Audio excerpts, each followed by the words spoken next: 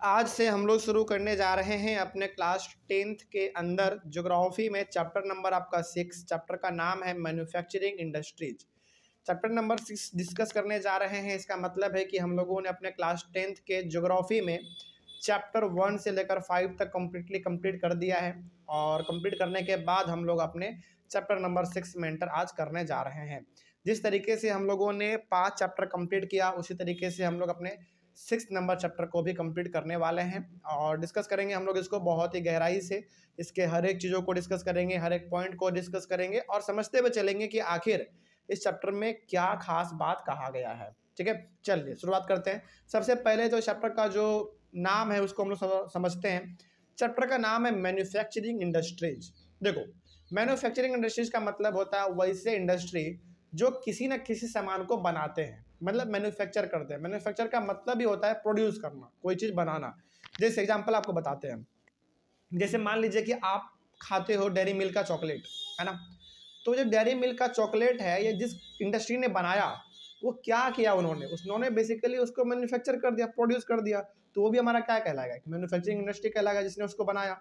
उसी प्रकार से आपके इंडिया में आपको पता है टाटा एक बहुत बड़ी कंपनी है जो कि बड़े बड़े कार बनाते हैं, लग्जरी कार से लेकर ट्रक ये सब भी बनाते हैं। तो वो क्या है बेसिकली बताइए, वो एक मैन्युफैक्चरिंग इंडस्ट्री ही तो है। वो मैन्युफैक्चर कर रही है, क्या मैन्युफैक्चर कर रही है, कार मैन्युफैक्चर कर रही है, प्रोड्यूस कर रही है। उसी प्रकार से महिंद्रा आपका, वो भी बड़े बड़े कार बनाते हैं। तो ये सब का सब हमारा मैन्युफैक्चरिंग इंडस्ट्री कहलाता है। तो मैन्युफैक्चरिंग इंडस्ट्री का सिंपल सा मतलब है वैसा इंडस्ट्री जो किसी न किसी चीज़ को मैन्युफैक्चर करती है, यानी कि बनाती है, सिंपल सा।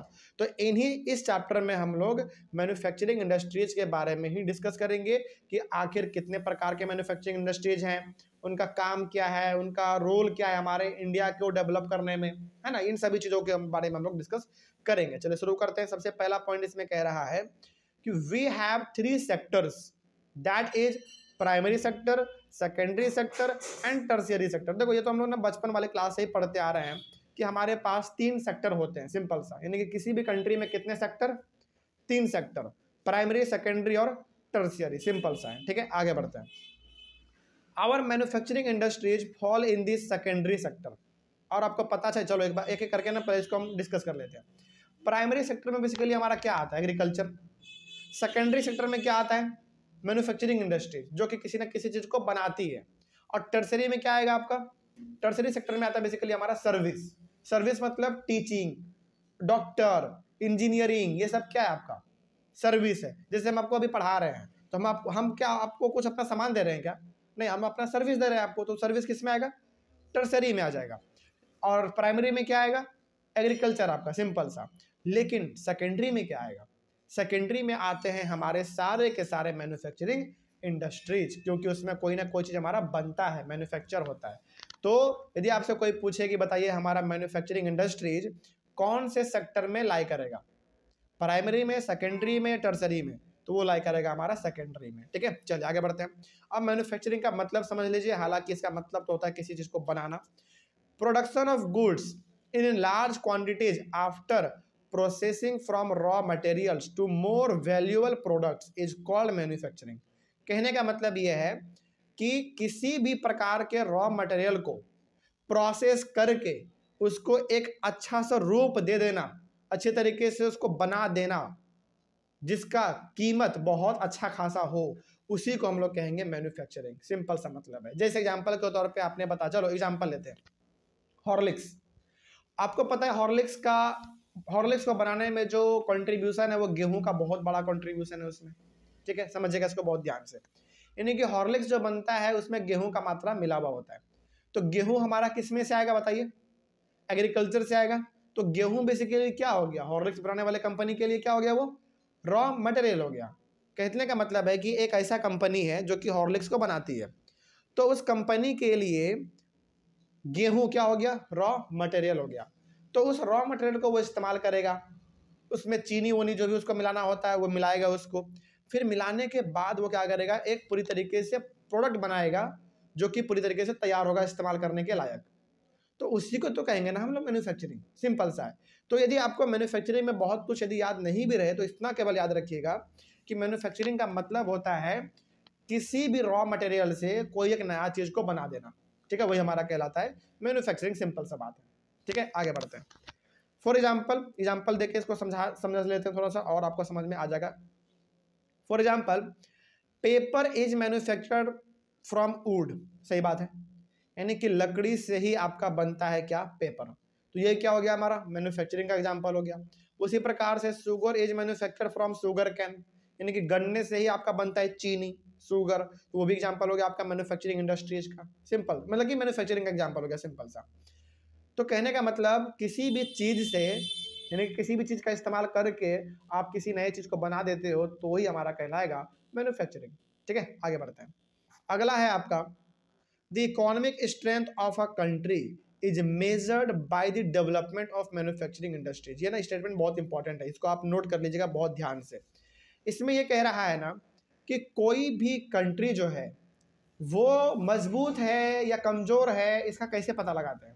इसका पता लगाने का बहुत सारे इंडिकेटर हमारे पास है, बहुत सारे तरीके होते हैं, लेकिन उन सारे तरीकों में से एक तरीका हमारा और है कि आप ये देखो कि वो कंट्री, यानी कि उस कंट्री में मैन्युफैक्चरिंग इंडस्ट्रीज कितने तेजी से ग्रो कर रहा है।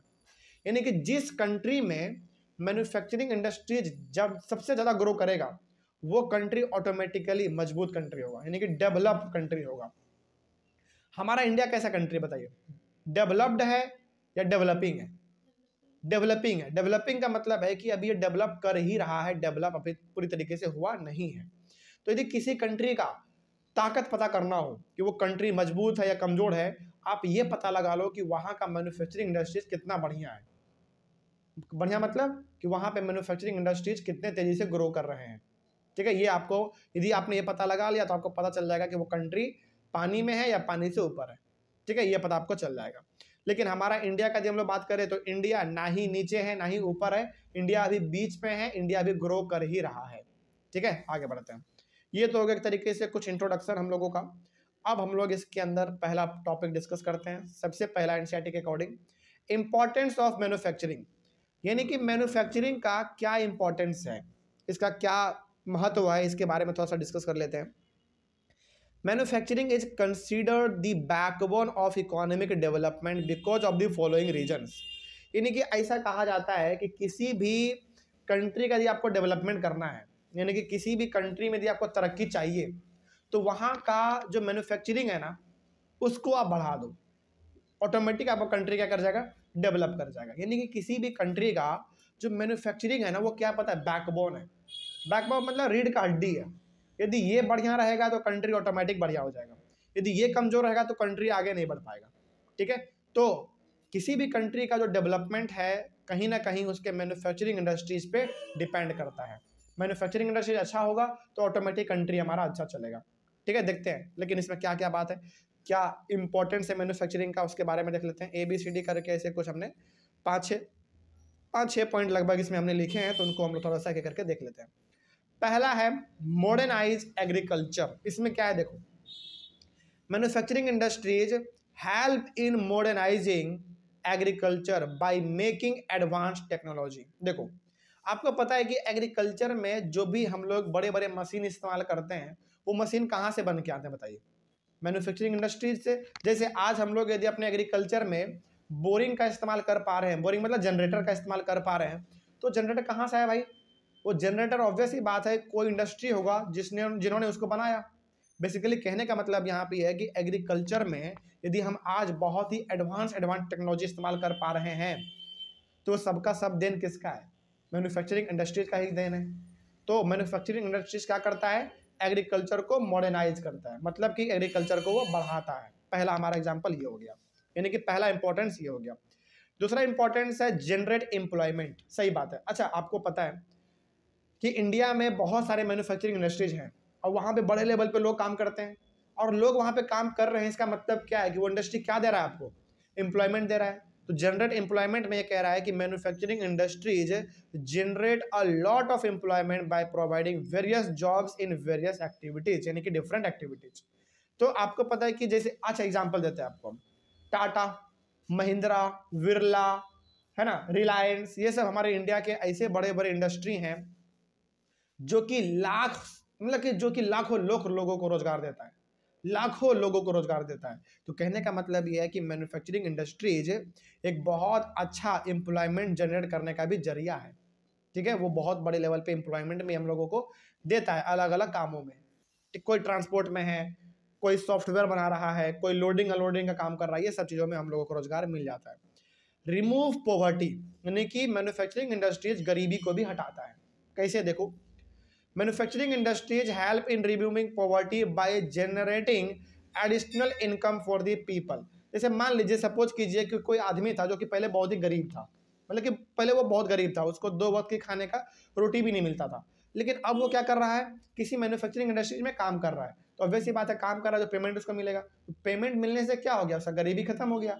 तो मैन्युफैक्चरिंग इंडस्ट्रीज गरीबी को भी खत्म करने में बहुत बड़ा योगदान प्ले करता है। ठीक है, आगे बढ़ते हैं। उसके बाद अगला है रिड्यूस प्रेशर ऑन लैंड। ये क्या है, थोड़ा सा इसके बारे में भी देख लो।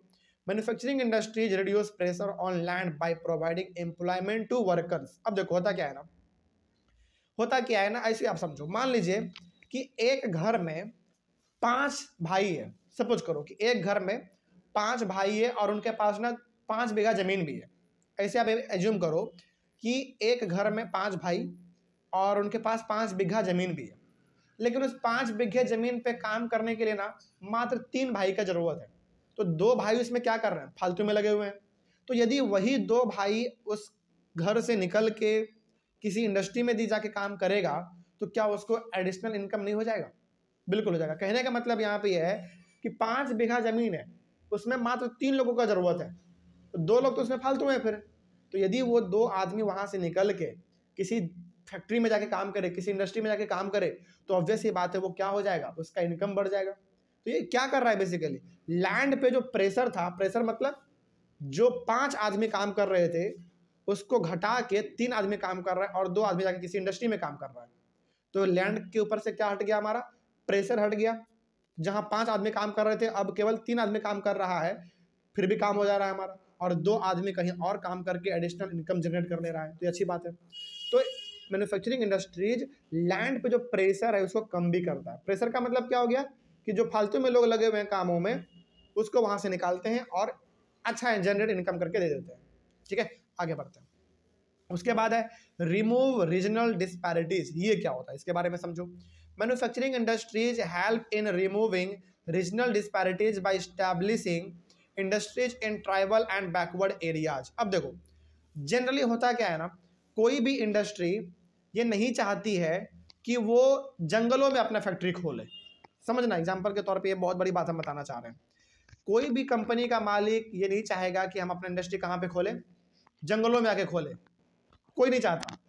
इससे क्या होता है, सारे के सारे इंडस्ट्री कहाँ पे खुलते हैं, फिर वैसी जगह पे खुलते हैं जो कि बहुत ही शहर से नजदीक होते हैं। लेकिन जब यहाँ पे बताओ, क्या यहाँ पे भेदभाव नहीं हो गया क्या? बिल्कुल भेदभाव हो गया कि अरे भाई यदि सारा फैक्ट्री सारा इंडस्ट्री शहरों में होगा तो गांव के लोगों को रोजगार कौन देगा? यहाँ पे क्या हो गया, डिस्पैरिटी हो गया। डिस्पैरिटी मतलब भेदभाव हो गया। लेकिन अब गवर्नमेंट है ना, इंडस्ट्री यदि कोई नया लोग खोलता है तो उसको कहता है कि आपको इंडस्ट्री खोलने का जो परमिशन है हम दे तो देंगे, लेकिन आपको इंडस्ट्री कहाँ पे खोलना होगा, रूरल एरिया में खोलना होगा, यानी कि गाँव की तरफ खोलना होगा, ताकि वहाँ पे जो आदिवासी लोग रहते हैं उनको भी काम मिल सके।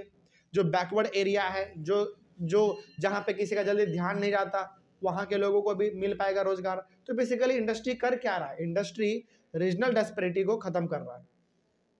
जहाँ पे कोई पहले ध्यान नहीं देता था वहाँ पे भी आज इंडस्ट्री खुल रहे हैं और वहाँ के लोगों को भी रोजगार आज मिल रहा है। मतलब कि जो पहले भेदभाव वाला समस्या था अब वो धीरे धीरे इंडस्ट्री की वजह से क्या हो रहे हैं, खत्म हो रहे हैं। तो अच्छी बात है हमारा ये। ठीक है, अगला इंक्रीज फॉरेन एक्सचेंज। ये क्या है समझो। Manufacturing industries manufacture various goods and these goods are exported to different countries of the world. Due to this foreign exchange increases. Foreign exchange का मतलब हो गया कि हम कोई सामान उसको देते हैं किसमें, रुपया में। बात समझिए इसको, मतलब कि यदि हम किसी से कोई सामान खरीदेंगे तो हम उसको, जैसे सपोज करो एग्जांपल के तौर पे आप ऐसे समझो, चलिए ऐसे समझिए आप, यदि हम किसी को अपना सामान बेचेंगे तो हमको पेमेंट किस में देगा, जनरली डॉलर में देता है। एक बात आप याद रखिएगा, हमारे इंडिया में कौन सा करेंसी चलता है, रुपी चलता है, लेकिन पूरे इंटरनेशनल मार्केट पे क्या चलता है आपको पता है, डॉलर। हालांकि हर कंट्री का अपना अलग अलग करेंसी है, लेकिन जब ट्रेड इंटरनेशनल लेवल पे होता है तो वहाँ पे अपने कंट्री का करेंसी नहीं चलता, वहाँ पे फिर क्या चलता है, डॉलर चलता है। ठीक है, तो जैसे एग्जांपल के तौर पे मान लीजिए कि हमारा इंडियन गवर्नमेंट कुछ अमेरिका को देगा, चलो हम आपको पता है कि हमारे इंडिया से ना बहुत ही बड़े लेवल पे अनाज यानी कि फूड ग्रेन अलग अलग कंट्री को जाता है। तो एग्जांपल के तौर पे समझ लेते हैं, मान लीजिए कि इंडियन गवर्नमेंट ने भारी मात्रा में अनाज दिया किसको, अमेरिका को। तो अमेरिका हमको क्या देगा, रुपया देगा या डॉलर देगा, डॉलर देगा। तो हमारे कंट्री में क्या आया, डॉलर आया। अब जब हम किसी से कोई सामान खरीदेंगे तो हम भी उसको क्या देंगे, रुपया या डॉलर, डॉलर देंगे। यानी कि आप उसको डॉलर कब दे पाओगे, जब आपके पास होगा तब ना। तो ये क्या कर रहा है बेसिकली, इसी को हम लोग कहते हैं फॉरेन एक्सचेंज। फॉरेन एक्सचेंज का मतलब क्या हो गया, आपका पैसा मेरे पास आएगा, फिर उसी पैसा से हम अपने सामानों को खरीदेंगे, और ये चीज़ बेसिकली होता है इंटरनेशनल मार्केट में डॉलर के तौर पे। ठीक है, इसी को हम लोग कहते हैं फॉरेन एक्सचेंज। लेकिन ये कब होगा, जब हमारे इंडस्ट्री में सामान बनेंगे बड़े लेवल पर, उस सामान को हम इस्तेमाल जितना कर सकते हैं करके बाकी कंट्री को दे देंगे, और बाकी कंट्री को जब हम वो सामान देंगे तो वो हमको बदले में क्या देगा, डॉलर देगा। तो कहने का मतलब यहाँ पे हो गया कि मैन्युफैक्चरिंग इंडस्ट्रीज फॉरेन एक्सचेंज को बढ़ाता है, मतलब कि डॉलर का ये जो पूरा लफड़ा है ये सबको वो बढ़ा देता है। और यदि हम लोग कोई सामान बना के दूसरे कंट्री को देंगे तो वो हमको पेमेंट करेगा डॉलर में, फिर उसी डॉलर से हम लोग कुछ खरीद लेंगे बाकी कंट्री से। तो इस तरीके से हमारा फॉरेन एक्सचेंज चलता रहता है। तो बेसिकली ये जो 6 पॉइंट हमने यहाँ पे लिखे हैं, ये 6 पॉइंट आपको मैन्युफैक्चरिंग इंडस्ट्री से क्या बता रहा है, इंपॉर्टेंस बता रहा है, उसका महत्व बता रहा है। तो एग्जाम में यदि आपको कम से कम 5 भी याद रहता है तो आपका नंबर अच्छा खासा मिल जाएगा। ठीक है, चलिए याद रखते हैं। अगला है हमारा contribution of agriculture to industry, यानी कि contribution of agriculture to industry. कहने का मतलब यहाँ पे है कि एग्रीकल्चर का कंट्रीब्यूशन क्या है इंडस्ट्री के प्रति, यानी कि ऐसा एग्रीकल्चर क्या करता है जिससे इंडस्ट्री को फायदा होता है। देखते हैं भाई, देखते हैं क्या लिखा हुआ है। Agriculture provides raw materials to industry such as jute, cotton, sugar cane etcetera. बिल्कुल सही बात है, यानी कि एग्रीकल्चर इंडस्ट्री को क्या दे सकता है, बताइए। एग्रीकल्चर इंडस्ट्री को क्या दे सकता है, सिंपल सा रॉ मटेरियल दे सकता है। रॉ मटेरियल के तौर पे जूट, कॉटन, शुगर कैन यही सब दे सकता है, पहला बात। आगे, it also acts as a source of capital formation which can be utilised in industry. कहने का मतलब यहाँ पे यह है कि अच्छा एक बात जरा आप समझो, कोई भी इंडस्ट्री यदि चलता है तो किस पे चलता है, रॉ मटेरियल पे चलता है। यदि उस इंडस्ट्री को रॉ मटेरियल नहीं मिलेगा तो क्या वो इंडस्ट्री अपना कुछ भी सामान बना पाएगा, नहीं बना पाएगा। तो यहाँ पे जो इंडस्ट्री को एग्रीकल्चर कॉटन देता है, जूट देता है, शुगर कैन देता है, इससे क्या बनता है इंडस्ट्री का, कैपिटल बनता है, यानी कि पैसा बनता है। बात समझ में आ रही है, चलिए आगे बढ़ते हैं फिर। It provides food to the industrial workers. Agriculture और क्या दे सकता है इंडस्ट्री को, एग्रीकल्चर इंडस्ट्री को क्या दे सकता है, फूड दे सकता है, जो कि वो इंडस्ट्री में जो वर्कर काम करते हैं वो इस्तेमाल कर लेंगे खाने पीने के लिए। तो कहने का मतलब यहाँ पे हम ये आपको बताना चाह रहे हैं कि एग्रीकल्चर का कंट्रीब्यूशन इंडस्ट्री के प्रति क्या है। तो सिंपल सा, एग्रीकल्चर इंडस्ट्री को रॉ मटेरियल दे सकता है, कैपिटल फॉर्मेशन दे सकता है, मतलब कि पैसा बनाने का तरीका उसको दे सकता है, जरिया दे सकता है। जरिया मतलब रॉ मटेरियल देगा तभी तो उसका पैसा बनेगा इंडस्ट्री का। और तीसरा चीज़ क्या है, फूड, यानी कि इंडस्ट्री को एग्रीकल्चर फूड भी देता है। ठीक है, तभी तो उसके इंडस्ट्री के वर्कर काम करके चीज़ों को खा पाएंगे, अपना पेट भर पाएंगे, तभी तो काम कर पाएंगे बेहतर तरीके से। ये हम लोगों ने पढ़ा कंट्रीब्यूशन किसका, एग्रीकल्चर का, किसके प्रति, इंडस्ट्री के प्रति। अब देखते हैं contribution of industry to agriculture, यानी कि अब आप ये देखो कि इंडस्ट्री क्या देता है एग्रीकल्चर को। अभी आपने क्या देखा कि एग्रीकल्चर क्या देता है इंडस्ट्री को, लेकिन अब आप ये देखो कि इंडस्ट्री क्या देगा एग्रीकल्चर को। देखो सबसे पहला पॉइंट लिखा गया है, industry provides inputs to the agriculture such as fertilisers, pesticides, irrigation pumps, tools, tractors etcetera. अब एक बार बताओ, ये सब जो फर्टिलाइजर है, पेस्टिसाइड, इरिगेशन का जो पंप होता है वो हो गया, टूल्स हो गया, ट्रैक्टर हो गया, ये सब कहाँ बनता है आपका, इंडस्ट्री में बनेगा। यानी कि ये सब इंडस्ट्री में बनता है तभी तो ये सब किसको मिल पाएगा, एग्रीकल्चर को मिल पाएगा। तो कहने का मतलब यहाँ पे एग्रीकल्चर और इंडस्ट्री दोनों एक दूसरे के ऊपर क्या डिपेंड है पूरी तरीके से। कुछ चीज़ें एग्रीकल्चर इंडस्ट्री को देता है, कुछ चीज़ें इंडस्ट्री एग्रीकल्चर को देता है, इस तरीके से दोनों मिला जुला के काम करता है अपना। आगे, it provides infrastructural facilities. Infrastructural facilities का मतलब है कुछ चीजें दे देना, जैसे पेस्टिसाइड, फर्टिलाइजर, यही सब हम लोग कहेंगे इंफ्रास्ट्रक्चरल फैसिलिटीज। ठीक है, आगे it can absorb surplus workers of agriculture and reduces the pressure on agriculture. और सबसे बड़ी बात तो ये हो गया कि एग्रीकल्चर में जो सरप्लस वर्कर है, सरप्लस वर्कर मतलब जो फालतू में काम कर रहे हैं, जिनका कोई ज़रूरत भी नहीं है वहाँ पे, उन लोगों को रोजगार देने का भी काम कौन करता है? आपका इंडस्ट्री करता है। तो बेसिकली जो लैंड पे प्रेशर है, जो फालतू में लोग काम में लगे हुए हैं, जिनका कोई ज़रूरत नहीं है वहाँ पे, उनको वो लोग रोजगार देने का भी काम करते हैं। कौन? इंडस्ट्री। जैसे अभी हमने आपको एग्जाम्पल दिया था ना कुछ देर पहले कि एक खेत में 5 भाई काम करते हैं, मतलब कि 5 बीघा जमीन है, 5 भाई काम करते हैं, लेकिन ज़रूरत कितने का है? केवल 3 लोगों का है। जो 2 लोगों को रोजगार कौन देने का काम करेगा? इंडस्ट्री करेगा। तो कहने का मतलब यहाँ पे यह है कि जो प्रेशर है लैंड के ऊपर, जो यहाँ पे जो 2 फालतू लोग लगे हुए थे कामों में, उसको वहाँ से निकालो और इंडस्ट्री में जाके काम में लगा दो। तो इंडस्ट्री उसको रोजगार देगा, पैसा देगा, एडिशनल इनकम जनरेट हो जाएगा।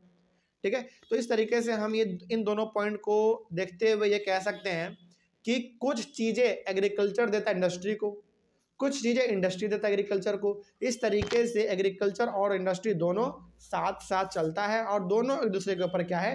डिपेंडेंट है। ठीक है, तो एग्जाम में सवाल कैसे पूछेगा, इस बात को आप याद रखिएगा।